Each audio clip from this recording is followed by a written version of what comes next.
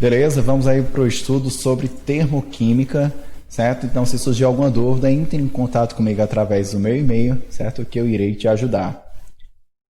Vamos aí para a definição, mas antes de irmos para a definição, eu quero te dizer que as transformações físicas e as reações químicas quase sempre estão envolvidas em ganho ou perda de calor. E calor é uma das formas mais comuns de energia que se conhece. Então, a termoquímica estuda isso, né? A termoquímica é a parte da química que faz o estudo das quantidades de calor liberadas ou absorvidas durante as reações químicas.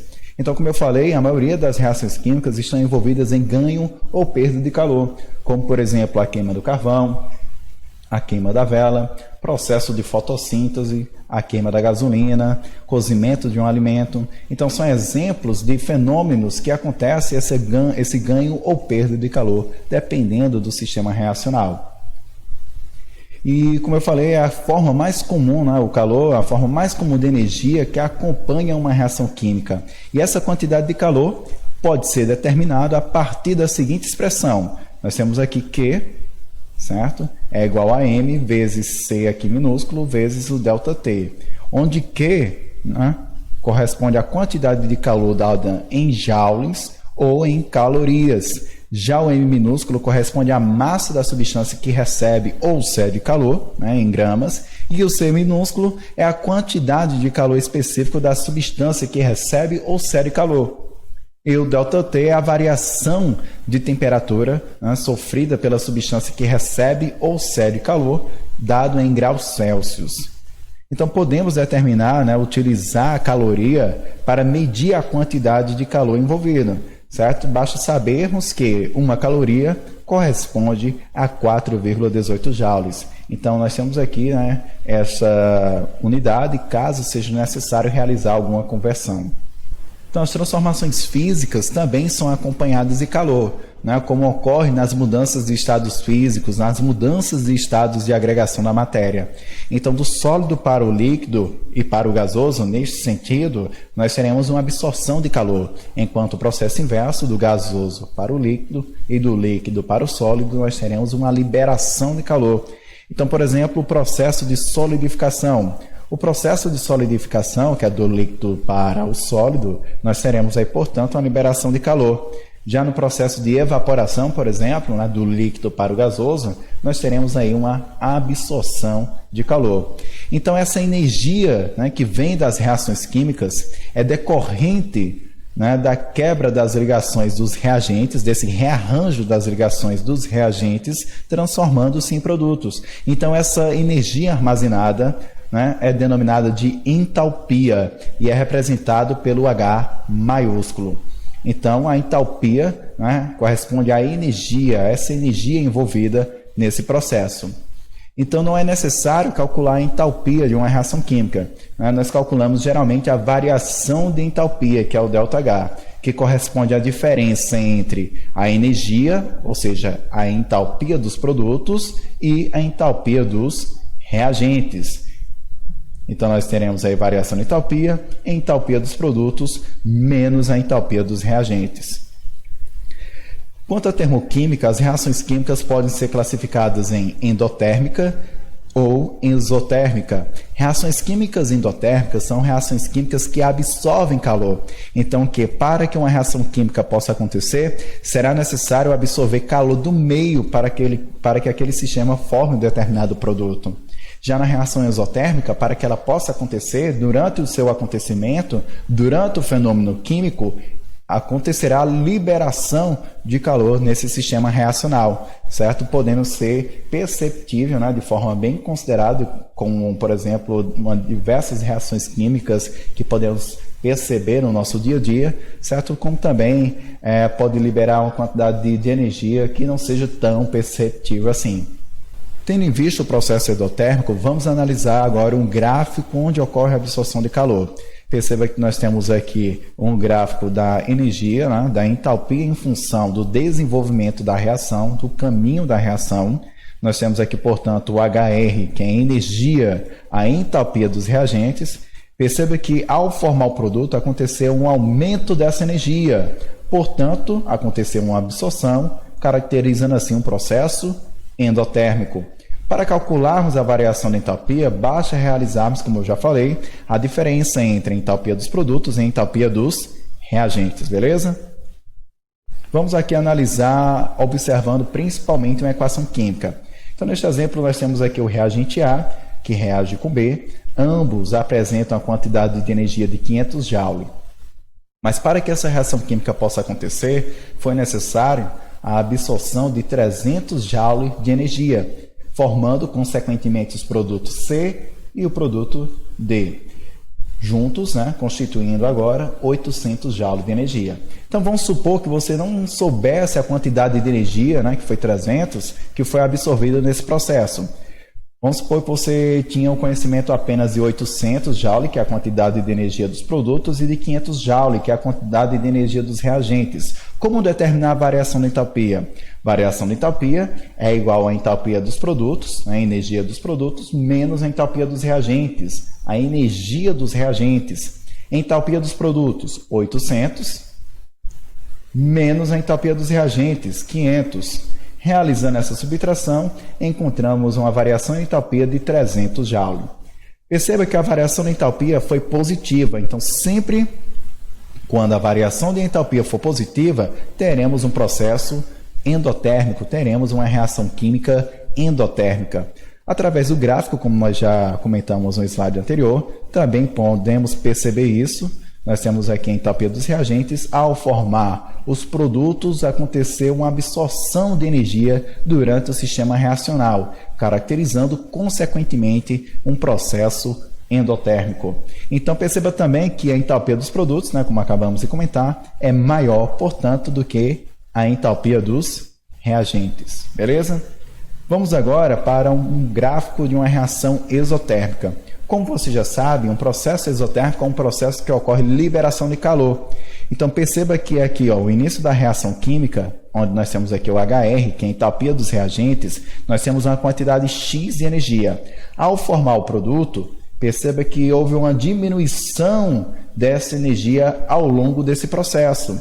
Se houve uma diminuição ao longo desse processo, dizemos que esse processo aconteceu com liberação de energia, sendo, portanto, um processo exotérmico, beleza? Vamos analisar isso com um exemplo observando a equação química. No exemplo anterior, com a equação química, vimos que a quantidade de energia vinha no lado dos reagentes, caracterizando a absorção para que o fenômeno químico pudesse acontecer. Já agora, perceba que a quantidade de energia aqui vem no lado dos produtos, caracterizando que houve uma liberação dessa energia durante esse sistema reacional. Então, nós temos aqui o reagente A, reage com B, ambos apresentam uma quantidade de 1000 Joule. Ao misturarem, ao reagirem, essas duas substâncias, formam-se os produtos C e D, com a quantidade de energia de 200 Joule, liberando a quantidade de 800 Joule de energia. Então, vamos supor que você não soubesse essa quantidade de 800 Joule que foi liberado, Então, a partir da fórmula, vamos determinar essa variação da entalpia. Variação da entalpia, ΔH, é igual à variação da entalpia dos produtos, que equivale ao valor aqui de 200 Joule, menos a entalpia dos reagentes, que equivale aqui ao valor de 1000 Joules. 200 menos 1000, encontramos o valor aqui de menos 800 Joule. Então, nós temos aqui que esse processo ele é exotérmico. Por quê? Como é que eu consigo observar isso? Só olhando a variação da entalpia já consigo identificar. Por quê? Porque ela foi negativa. Então, através da variação de entalpia, podemos perceber que houve uma liberação de 800 Joule. Então, perceba que esse menos aqui é só para especificar que o processo é exotérmico. Então, aconteceu uma liberação de 800 Joules de energia. Analisando o gráfico, podemos confirmar essa informação. Perceba que a entalpia dos reagentes, nós temos aqui uma quantidade X, de energia. Ao formar o produto, essa energia diminuiu drasticamente. Se aconteceu a diminuição de energia, se a entalpia dos produtos é menor do que a entalpia dos reagentes, temos aqui, portanto, um processo exotérmico sendo confirmado através da análise desse gráfico, beleza? Vamos analisar agora quais fatores afetam o ΔH, a variação de entalpia de uma reação. Um desses fatores é a quantidade de reagentes. Perceba que nesse primeiro exemplo, nós temos aqui 1 mol de gás hidrogênio reagindo com meio mol de oxigênio, liberando aqui, produzindo 1 mol de água líquida, acontecendo uma liberação de energia de 286 kJ. Então, claramente aqui podemos perceber que esse processo é exotérmico. Por quê? Porque o ΔH é negativo, né? Então aconteceu a liberação de energia para que essa reação, durante esse fenômeno químico. Já a partir do momento que dobramos a quantidade dos reagentes, veja que agora 2 mols de hidrogênio reage com 1 mol de oxigênio para formar 2 mols de água, perceba que a quantidade de energia liberada também acaba duplicando, certo? Liberando agora a quantidade de 572 kJ de energia, beleza? Outro fator que afeta o ΔH de uma reação é o estado físico, é o estado de agregação das substâncias participantes do sistema reacional. Perceba que quando nós temos a produção de água gasosa, nós temos aqui a liberação de 243 kJ de energia. Perceba que quando nós temos aqui a formação de água líquida nesse sistema reacional, perceba que a energia liberada acaba se tornando um pouco maior, Agora nós temos uma quantidade de 286 kJ de energia liberada, Veja que todos esses processos são exotérmicos. Já quando nós temos aqui a formação de água sólida durante esse processo, nós temos uma liberação um pouco maior, de energia, sendo uma quantidade de 292 kJ. Então perceba que o estado gasoso para o estado líquido para o estado sólido, logo em seguida, nós temos consequentemente um aumento da energia liberada, certo? Durante esses sistemas reacionais aqui apresentados. Outro fator que influencia no ΔH de uma reação é o estado alotrópico. Primeiramente, o que é a alotropia? A alotropia é a forma de como os átomos se organizam para dar origem a substâncias distintas a partir de um mesmo elemento químico. Por exemplo, a partir do átomo de carbono, nós podemos formar o diamante, nós podemos formar o grafite, nós podemos formar o grafeno, ou seja, de acordo com a forma de como esses átomos de carbono se organizam, pode dar origem a substâncias distintas, a substâncias diferentes. Então, quanto menor o conteúdo energético, maior é a estabilidade do composto.